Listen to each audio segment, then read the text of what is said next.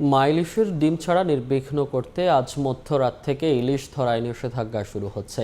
তাই নিষেধাজ্ঞার আগ মুহূর্তে ব্যস্ত সময় পার করছেন মৎস্যজীবীরা। এ বিষয়ে আরও খবর জানাতে ভোলার মেঘনা পাড় থেকে সরাসরি যুক্ত হচ্ছেন রিপোর্টার নাসির উদ্দিন লিটন। লিটন, আর মাত্র কয়েক ঘন্টা পরে ভোলার মেঘনা এবং তেঁতুলিয়া নদীতে জাল ফেলা বন্ধ হয়ে যাবে। এতে কর্মহীন হয়ে পড়বে ভোলা জেলার প্রায় 2 লক্ষাধিক জেলে মৎস্যজীবী। কারণ হচ্ছে ইলিশের প্রধান প্রজনন মৌসুম নির্বিঘ্ন করার জন্য মৎস্য অধিদপ্তর 22 দিনের নিষেধাজ্ঞা জারি করেছে। এই 22 দিন অর্থাৎ আজকে এই শুক্রবার মধ্যরাত থেকে 25 অক্টোবর পর্যন্ত ভোলার মেঘনার 90 কিলোমিটার এবং তেঁতুলিয়া নদীর 100 কিলোমিটার সহ সাগর উপকূলে সব ধরনের জাল ফেলা থেকে বন্ধ থাকতে হবে।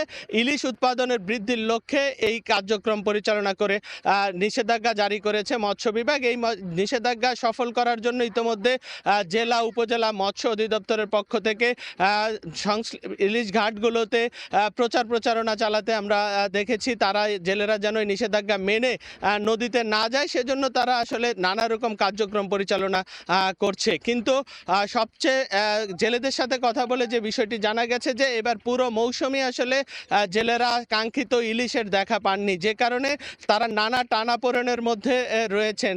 যখন কিছু ইলিশ দেখা দিয়েছে মেঘনা নদীতে সেই মুহূর্তেই আবার ইলিশ সংরক্ষণের নিষেধাজ্ঞা শুরু হয়েছে। এতে অনেকটা হতাশ জেলেরা।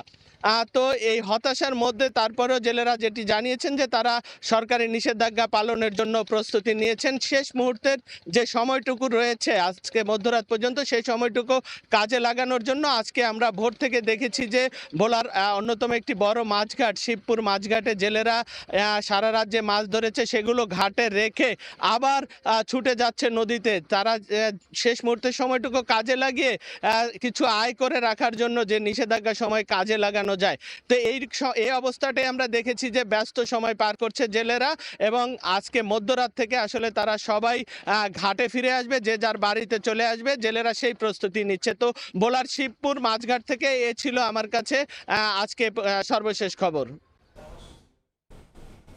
সরাসরি যুক্ত ছিলাম ভোলা থেকে।